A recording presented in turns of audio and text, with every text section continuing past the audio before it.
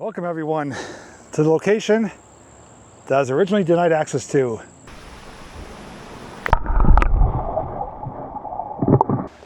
Well, the journey continues. Let's keep moving.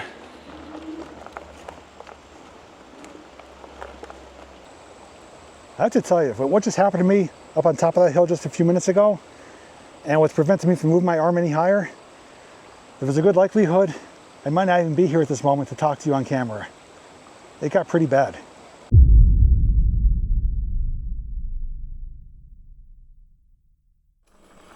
According to several viewers, they said that this road should take me to the same location that I was originally denied access on just a few months ago. And I said that I would return to finish this adventure, and I'm keeping my word.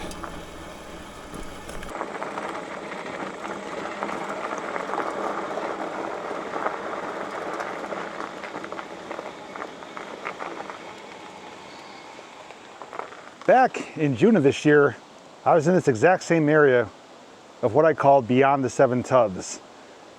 Just up there is 7 tubs. And I came here to not only follow this old road, but to also see if I could find some natural swimming pools.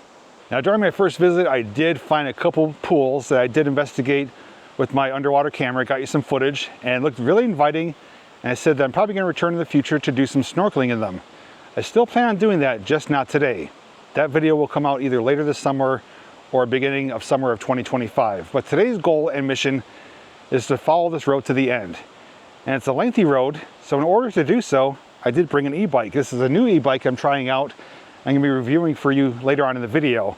This is gonna allow me to reach the end of this road in a very efficient manner, so I won't have to walk the entire length. It's gonna save me time and energy. After my first video did come out though, I did do some research, as well as some viewers who did reach out to me to confirm a few things. Number one is that this at one time was an old public road. Number two, this road should take us down to the same location that I was denied access to the same time I was here to make this video of Beyond the 7 Tubs. When I tried accessing that area, I went to what I thought was a parking area along Route 115 because there's a sign there stating Pinchot State Forest and a road leading right down to the old reservoir. When I attempted to go down there, I was met by a construction crew who told me this is off limits. You're not allowed to be here. It's closed to the public. Will never be open to the public. Well, during my research and the viewers' research, DCNR actually confirmed that this road will take us down there and we're allowed to access it by using this road.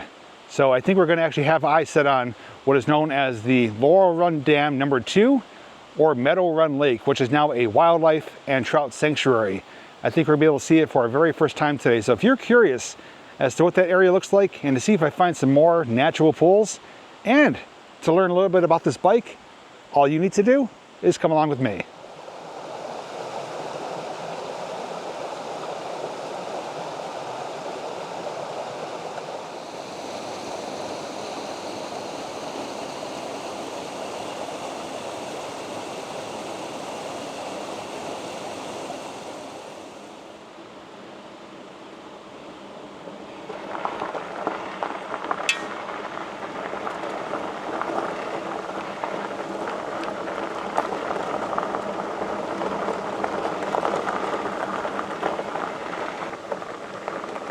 Now this is the way to do it.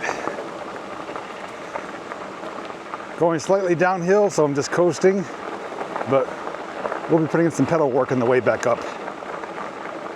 And as we're making our way down, I'm also going to be peering off to the side to see if I do find some new pools. I do know where I stopped at last time, so we're going to definitely finish this today, get to the very end, and check out that false advertised off-limits area. Bit of a bumpy road. Good thing for suspension. Well, in case you're curious, we are near the end of August here. It is another hot day though. It's going to be around 87, 88 degrees. And higher humidity. I'm already sweating and I've only just begun this little adventure. But thankfully, sections of this trail like right here are pretty shady and it's quite comfortable with the breeze.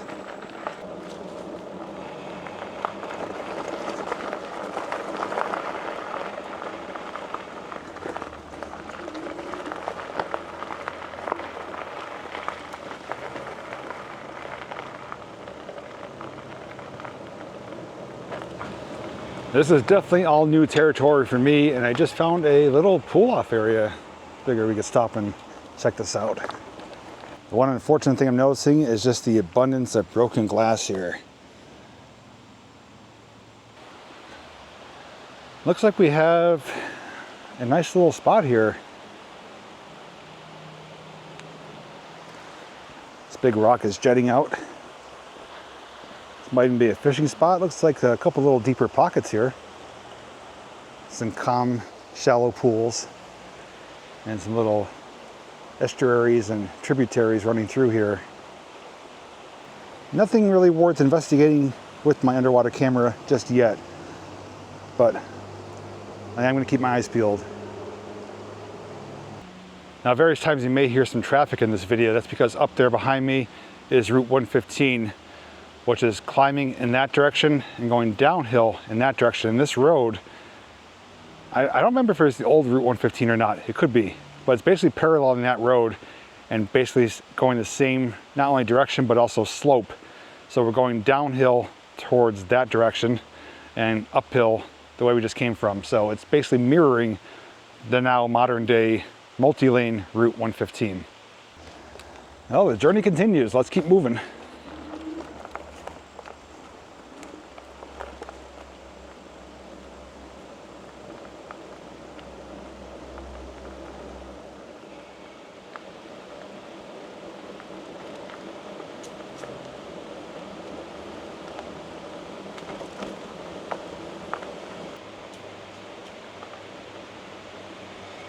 Just noticed this engraving on this rock here. Looks like Nate Wilkin. And there's an arrow pointing. And I have a humongous boulder here.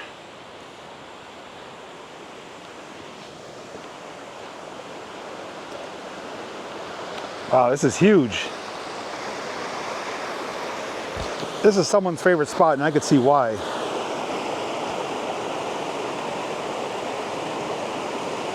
Boy, what a sight. I thought for certain this would be an area where you could jump in the water, but definitely not. Although it may be worthy of some underwater footage. There's a little pool area there. It looks like maybe 2 to 3 feet deep. And then look at the size of the rocks coming down here. That is like the size of like a Dodge Sprinter. That one there is like the size of a minivan. They're just huge. Now what I'm standing on, I think it's a combination of the two. It's like the size of a mobile home or an office trailer. Just really large rocks here. I'm thinking about maybe getting down there and getting some underwater footage. There's a pool area there. And like I said, a little pool area here with some pretty fast moving water. So there could be something fish-wise or maybe crawfish-wise hiding in that little circular area there. So I'm going to find a safe way down and we'll do a little underwater investigation. Without a doubt, this is an area that is frequented by people because we have steps coming down, which I didn't even know they were here. I don't know if they're notched out of the stone or if they're just stones placed here, but regardless, someone did create this. And we have steps coming down. And that's the size of the rock I was just standing on. I'll show you a size reference compared to me. It is ginormous. And we have some really crystal clear pools of water right in front of us here. So this looks like a really interesting, fascinating, and beautiful area. One that I'm really curious to see what's gonna look like beneath the surface. Alrighty. So I think we're gonna start with this pool right here. I'm gonna get nice and comfy here and start left, work my way right, and maybe we'll cross over onto this rock here and try to get a little bit further up. Actually a nice breeze coming off the water too, like probably a 3 to 5 degree cooler breeze from the water. Now some of you may be wondering, Jay, why aren't you snorkeling? If the water is this clear and it's such a nice day, and you said you're going to return to snorkel, why aren't you doing it? Well, because we just had a recent cold front come through that lasted almost a week, where temperatures were down into the 40s and 50s at night, and daytime temps are only in the 60s and 70s with low humidity. So the water temps are really cold right now. I actually just double checked them before I even started this video. I wouldn't survive more than a few minutes. The water's just too cold. Alrighty, we're rolling, here we go.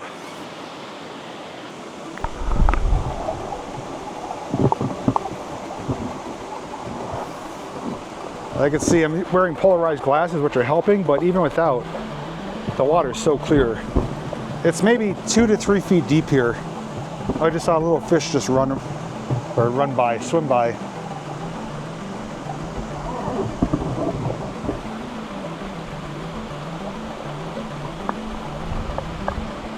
Going right in front of me now. The camera is kind of pointing down, but once we do get out here, it will be more horizontal. This is probably one of the clearest conditions of water I've seen here in a long time. It wasn't even this clear when I was here last time.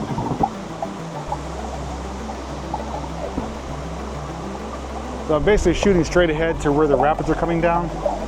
I'm right next to this big rock here, which is underwater, and then another rock. So I'm just kind of going in between the deep spot here.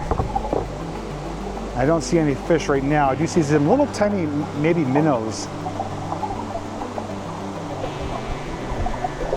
I'm gonna lift out of the water just to show you where I'm at, right there.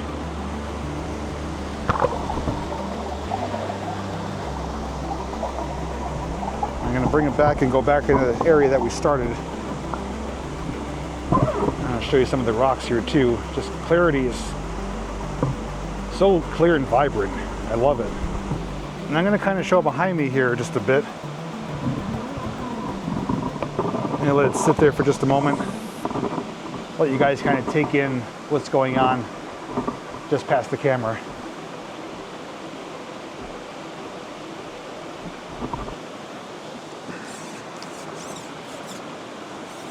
Yeah, the pole, the part that was underwater, it's frigid. Okay, I'm gonna try to hop, skip, and jump to these rocks over here and come to over here. Hopefully the camera will keep tracking me and you'll be able to see my progress. And I want to get just to the right of you guys where the stream really narrows up and is jetting down around a curve. I want to get that, but I can't get it from here or there, so I'm going to be forced to kind of come around. So hope for the best.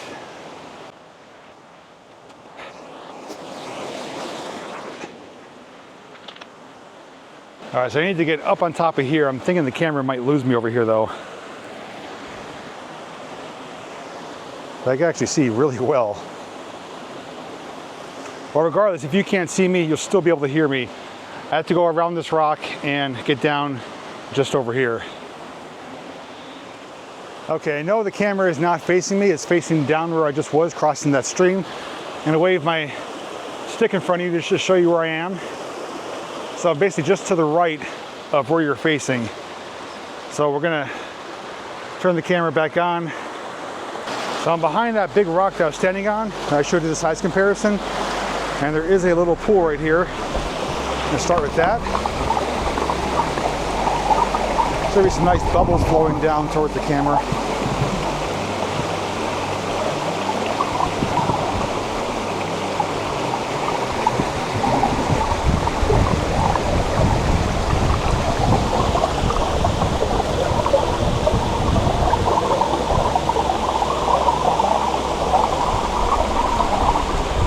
Also the same area where I said there might be some fish or crawfish.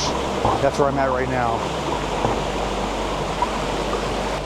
Where I'm showing the camera is that rock that I was just sitting on where we started.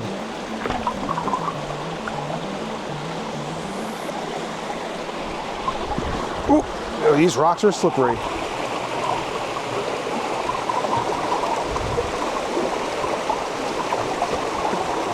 Got some force to this water too. It's shaking the pole from the current.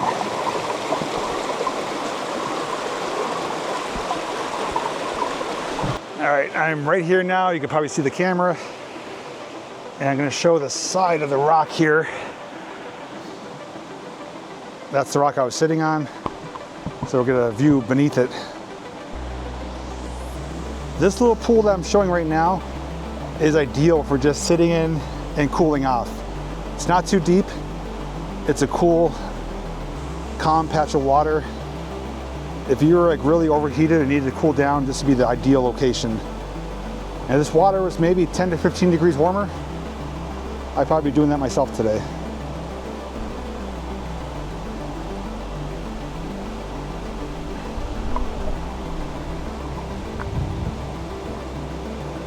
Looks like a lot of nice colorful rocks on the creek bed as well.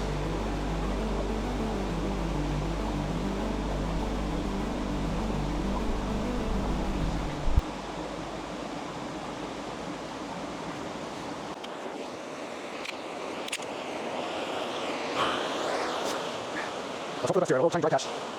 Okay, not bad at all. So obviously these pools are not big enough to really snorkel in. Not as impressive as the ones we saw in our first adventure here, but nonetheless, it is a really nice, clear section of water. And I noticed from the other side too, when this river level gets higher, it's creating some unique formations just over here into this rock. It's almost getting a pothole or a crater carved out of it. Pretty neat looking. It looks like at one time in the future, it may go all the way through and there'd be a clear hole going through this rock. Made some progress down, and this road is really wide here. Almost like an old two-lane road, which I'm guessing it was at one time. But it's actually in pretty good condition. It's also much higher than the creek bed that we were just at, which is dropping in elevation. Right now we kind of plateaued, slightly going downhill, but it is a really wide section of trail right here. But I'm glad we checked the water when we did, because it is far away now. This road really veered off from it. Although I can still hear it faintly, it is at least 100 yards away off the road. Where we were just at, it was only just 20 feet. But we got a clearing up here. We may be closing in on our area. So there's a trail going up that direction, and the road we're on keeps going in this direction. The landscape has definitely changed. We're out of the woods, and this is more like a field or a prairie area. But if we continue this road, it should take us to where the old dam used to be. I don't know what it's gonna look like today. It may not even be recognizable as a dam or a reservoir, but we do know it was down here. We are definitely closing in. Not too much further, we should be reaching the old reservoir area.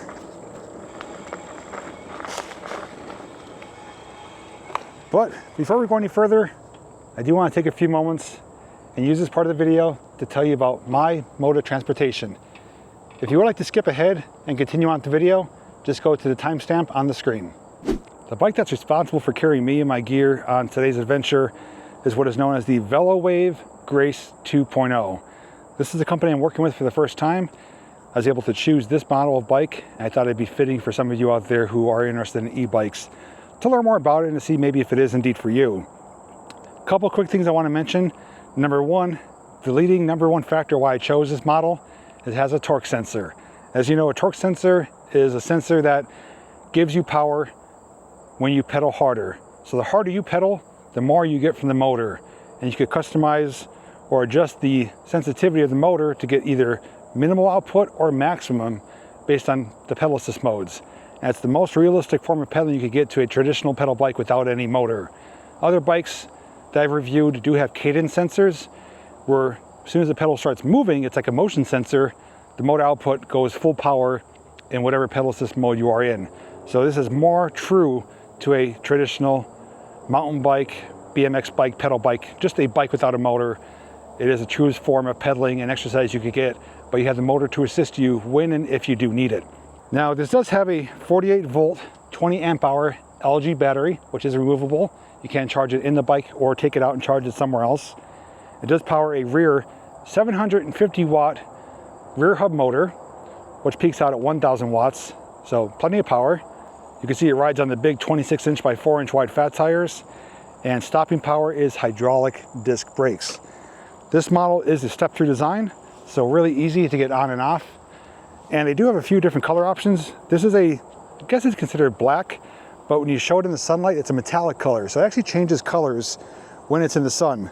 It looks either like a purplish or gold or a green, really striking color. And like I said, when it's in the sunlight, it really pops and it gives it its own little unique color burst depending on which angle you are looking at it. Now it does come standard with front and rear metal fenders. I have to say the handlebars and the seating position is really great. So far riding it down here, it's been nothing but a pleasure and a joy. These remind me of like old BMX handlebars. I'm like gonna say a Haro or a GT. Really similar design, similar grip style. And it just fits well with this bike. Although this bike is easy to get on and off of and it's comfortable, it is capable as well. Now some of the things that people want to know is how fast can it go? Well, this can be unlocked to a class 3 bike, which means it will go up to 28 miles per hour while pedaling. So if you're in pedal assist 5, pedaling it hard, you will reach speeds of 28 miles an hour, give or take 1 or 2 miles an hour. Although it can go 28 while pedaling, it does only go 20 on throttle. I wish companies and manufacturers made it the same, 28 whether it's throttle or pedaling, but it's not the first bike I've come across that has 2 different speeds based on pedal or throttle. As far as range goes, the range is fair. It's not fantastic compared to some other bikes, but it's fair for everyday use. Under pedal assist mode, while you're pedaling, you can reach distances up to 60 miles. If using pure throttle without pedaling, you can reach distances up to 40 miles. I say up to because, as always, ranges are estimates, and it's testing that's done under optimal conditions with a lightweight rider, smooth level surface. So the size of the rider and the terrain you're riding on will vary its performance, not only with speed, with acceleration, but also with distance. Now this bike is on the heavier side, just under 100 pounds, and it has a payload of 330 pounds. But there's a few more things over here I want to show you, so come on over and check them out. Starting off with the handlebars, we do have rubber grips here. They are textured, so do get a little bit more grip and support holding onto it. Right here is your thumb throttle. Right next to that is your control module. 3-button design, plus, power, and minus. So long press the power button, it will power on. It does say welcome, and is a partially colored display. We have white, gray, blue, and black. So mile per hour right there, battery, which is still at 100, pedal assist, and miles. And you could toggle with the power button to get trip, odometer, and time. So just basic information. And up to 5 for your pedal assist, maximum output 1, minimal output 0 is no output. And this does have a headlight. To turn on the headlight, you do long press the plus button. The screen does dim. There is a headlight indicator up there in the corner, and the headlight does power on. Long press it again to turn it off. Coming over to the other side, we do have a different Shimano shifting system here. It's called the Revo Shift. It's actually a twist shifter. So it's just like that. So there's no buttons or levers to push or pull. As your hand's on the grip, you could just twist up to 7 speeds of shifting for a Shimano gear shifter. Pretty unique, pretty different. But as I mentioned, down here in the sunlight, excuse me, it looks purple here, looks green there. Just depends on the angle. And the tires are suitable for pretty much everyday terrain. You can definitely handle some off-road terrain like we are doing today. It does have front fork suspension, but no rear suspension. But the seat, I will say, does offer some decent support.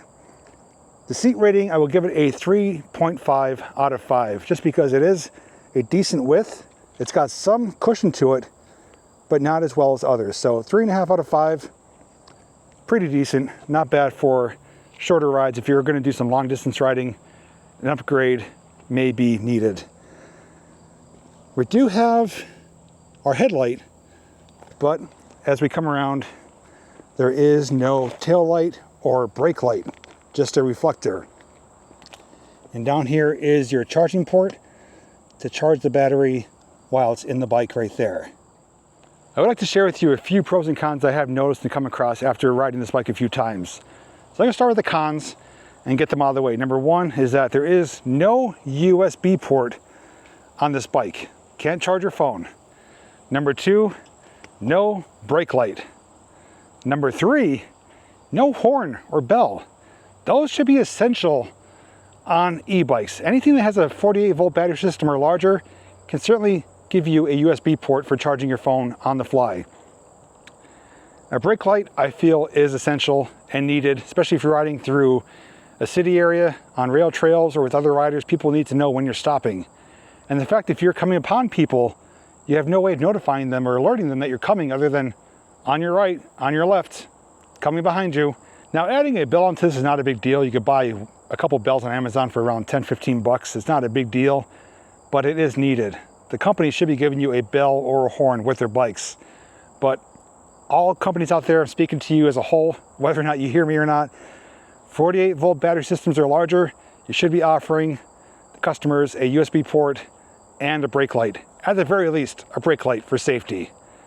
Now with the good, the torque sensor, I love it. I own a Hubsco Hub Alpha with the torque sensor. I've reviewed other bikes with torque sensors. I love them. I prefer them over cadence sensors, just for the fact that you get a better workout, a better realistic feel to a traditional bike. Second is the riding position and the handlebars. I really love these handlebars. They are perfectly suited for this bike and the seating position. I showed you already, it's just a comfortable neutral position. You feel completely in control. You have plenty of landscape up here for accessories like a light, a phone mount, a horn or a bell. So you got a lot of room to add some stuff to this if you want to. And the display here, although it's small, it is crisp, clear, and vibrant. It shows you just what you need to know, just the basics. Battery, speed, pedal assist, and your mileage. That's basically all you need to know. With that being said, if you want to get more details, see the other color options, and to get the latest pricing on the Velowave Grace 2.0, make sure to check that link down below. And a special thanks to Velowave for reaching out to me and allowing me to review their Grace 2.0 with all of you. Now, back to the video. It's like we're barely on the road anymore, although it's still here. There are a lot of parts of it that are just completely washed away on a section of it here. And we're continuing downhill once again. And it looks like we have a junction. I don't know this area at all, so I don't know where these trails go. Maybe something to investigate in the future.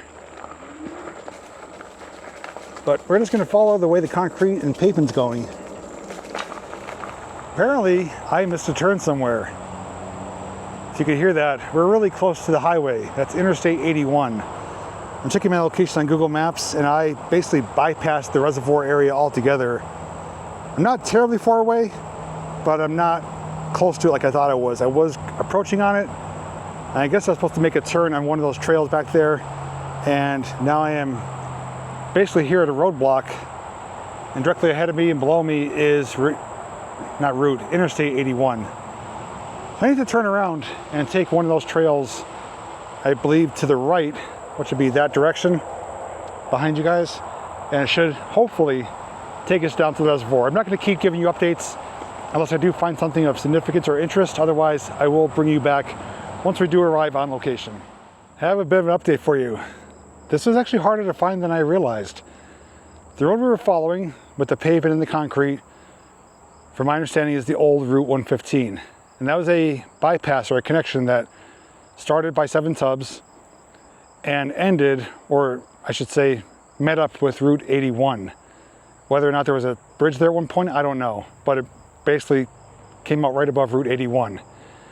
So that road doesn't take you directly to the reservoir like I thought, not only with research about, with also what I heard from the viewers. You have to basically take a trail off that road. And when I gave you the update there saying I was, went the wrong direction, I had to make a right. I went right, thinking that was the right direction, and checked on Google Maps for an update. It was taking me further away. I'm like, what the heck is going on? So I turned around, came down this trail here. Came down and coming to a different landscape here, But over on top of the tree line, I do see the top of a Holiday Inn hotel, which means I'm definitely in the right area, right direction, because I know that the reservoir area was just below Route 115 where Holiday Hotel is. So we are really approaching the location, and although I thought it was close to it before, I know for a fact we are this time, because if I could see that hotel, I know the reservoir is just somewhere down this direction. There might be a couple different trails going in different directions around it, but regardless, we are going to be on site in just a matter of minutes. So let's get down there for once and for all and check it out. Aha, look at that. We finally arrived. We are on location of the former reservoir known as Laurel Run Dam number 2 and Meadow Run Lake. It's now just a dried up piece of landscape with water flowing through it. Hopefully we can get down right there next to it.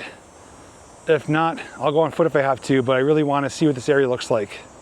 But we have made it. We arrived. Access was finally granted. But am I glad I have a bike with big tires.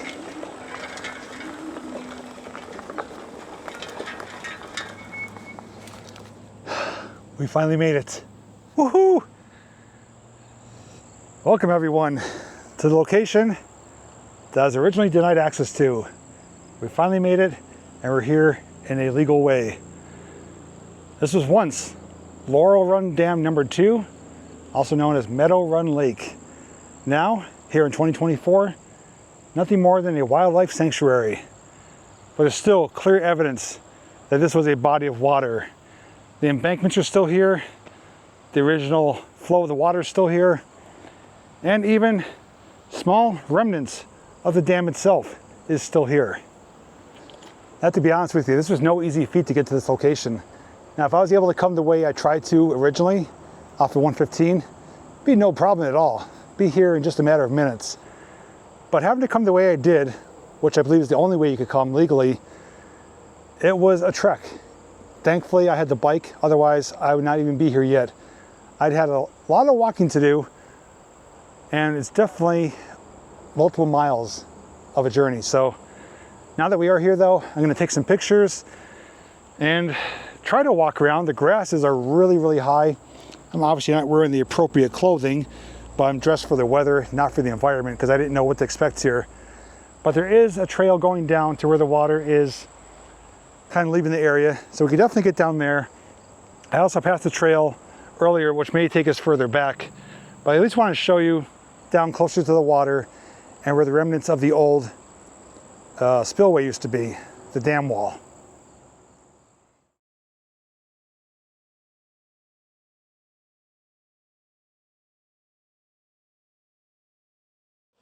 Oh, that wasn't good. I took a pretty bad fall. Try and get down from that rock I was standing on. There's some loose material. And I stepped down into what I thought was a part of the solid rock. It was just a loose rock covered in dirt. I slid right out, fell forward, banged up my arm pretty good. It's really sore, hard to move. Didn't break it, but it hurts. Got the wind knocked out of me. That was bad. Could have been bad. Could have been worse. I'm gonna kind of recuperate here for a few minutes. But thankfully, we made it down to the water here. Should be able to cross over and show you a bit more of what used to exist, but man, that was scary. For a second, I thought I was gonna have to call for help. I just really hope I didn't do something bad. My arm, my left arm, it's gonna be bruised up bad. It's tingling though. Getting a tingling sensation, you know, like when your leg falls asleep. My forearm, my fingers are getting numb. Thinking I landed on a nerve or something. Let's hope that's all that happened. I haven't taken a fall like that in years. Geez, that really took it out of me. But now I'm gonna cross over the stream here. This shouldn't be nearly as daunting or challenging And I should be able to get to the other side and show you what I've been trying to show you this entire time.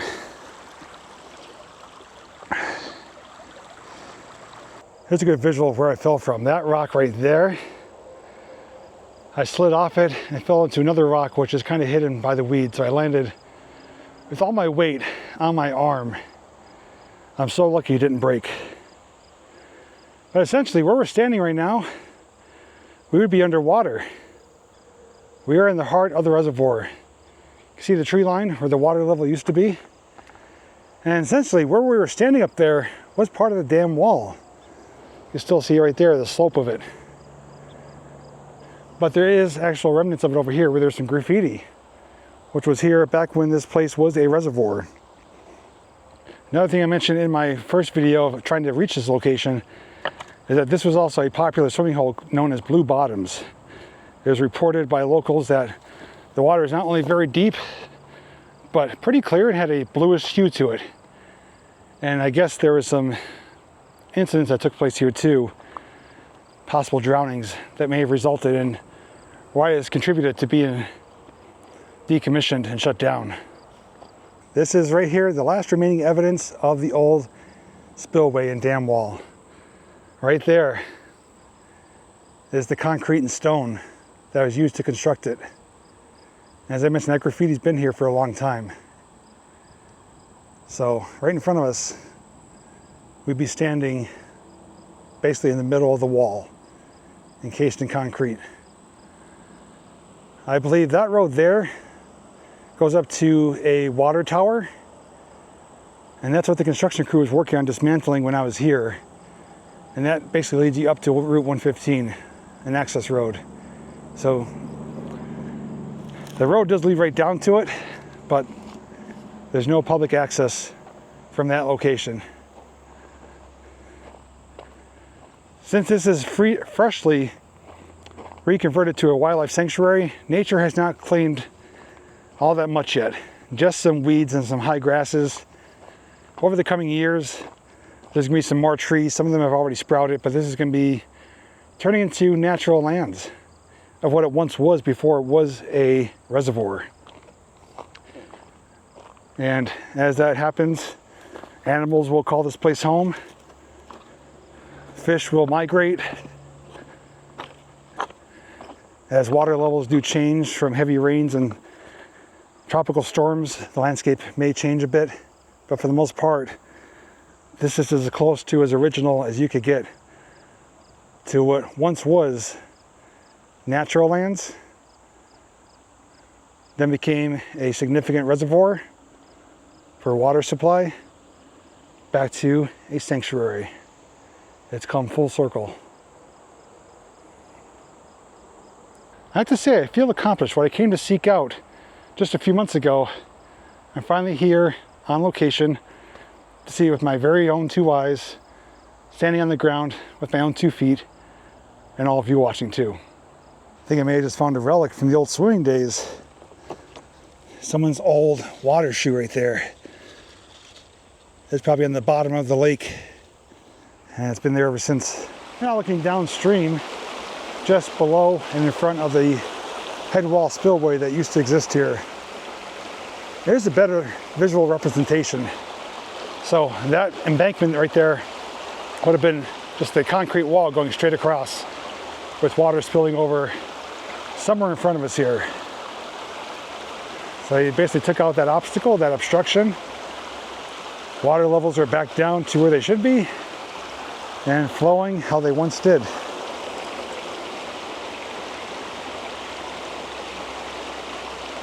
Now I do know where this water flows to because I actually did a video earlier this year in the summer of exploring some culverts, some massive culverts that go underneath Route 315 and 81. And this water leads directly to those. I will link that video down in the description if you want to see that video if you haven't already caught it. But I just found 2 old piece of pipe. That's always common with reservoirs. There's a pipe coming out so they can lower the water to do work or inspections on the spillway. And that's just a piece of it right there.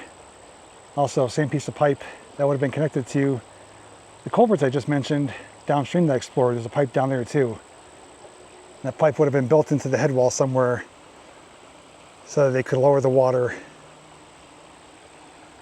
And that's probably what they did when they initially lowered the water here, used that pipe system.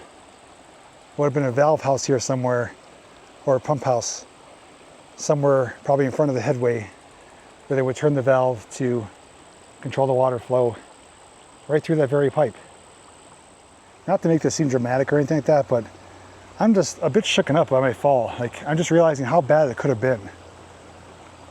You have to think about it in the fact that I was standing on a boulder covered in some loose rocks and dirt, which was foolish to begin with. I 100% get that. I was second guessing it when I was on it. But I saw what I thought was a substantial piece of the rock, the boulder, and I put my left foot on it and it just gave way. It was just a loose rock. And as you can imagine, I'm up high on this rock, about 4 feet off the ground, and there's another rock ahead of me, almost the same size, down below me because we're on a slope here. And I fell, slid off, and landed with all my weight on my arm right here, which is, it hurts. No word of lie. I'm 225 pounds, give or take. And I'm falling downwards. Gravity is taking over. I am shocked I didn't break my arm or my forearm or something, or break it open or bust it open. Even more so that I didn't knock my head off something and get knocked out unconscious. It could have been so much worse. And I had the wind knocked out of me. Like within the first 5 seconds, I'm like, oh, that wasn't too bad. But then like it kicked in and like, okay, that hurts. I'm out of breath. So I'm just really taking my time right now to recuperate because I just don't feel 100%. I feel confident enough to get out of here, but I'm not doing anything risky for the remainder of the day. And I know my arm's gonna be worse as the day goes on. But right now, I'm gonna sit here and enjoy the peacefulness and serenity of this natural wildlife sanctuary. And at the same time, I'm gonna roll for you guys a little photo montage.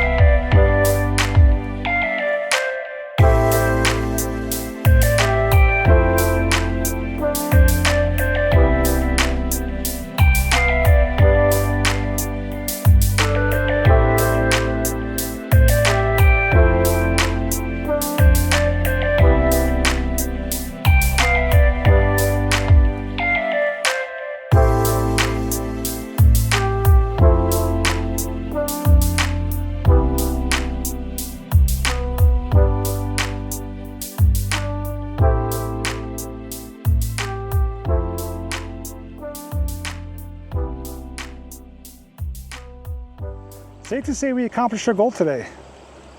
We returned to finish the adventure of Beyond the Seven Tubs. Brought an e-bike, which I said was going to be a good idea, and it turned out to be a great idea. I'm so happy I have that right now that I could leave on the e-bike and not have to walk all the way out being in this condition. It would be so much harder. Didn't find any new pools of water worth snorkeling, but we did find some really crystal clear pools of water for some underwater footage. But the pools I found last time, I know where they are. I saw them again today. And like I mentioned, I'll either be back later this summer, but it's looking more likely I'll be back early next summer to explore those pools. And I actually know how to get here now. It was a bit difficult, a bit daunting, but we made it. Perseverance paid off, and also the technology of Google Maps helped as well. But although it's not much left to see today, it is neat to know what once existed here. And I said in the original video of when I was denied access, if you've ever been here swimming or fishing or anything like that, share the comments down below. Tell us what it was like, what it looked like, the conditions of it, how popular it was, how dangerous it was. And if you have been here and are curious as to what it was like after the changes, well, this video will answer that question for you. I want to thank you so very much for coming along for me for this follow-up adventure to Beyond the Seven Tubs. Hope you enjoyed the underwater footage, the photos, and my difficult, daunting task of falling, but persevering on to show you this location. It means a lot to me to have your support and to see more videos related to this and the ones you may have missed that I mentioned. Everything will be down below in the description. Until next time, everyone, stay safe like I will. And as always, I'll see you in the next video.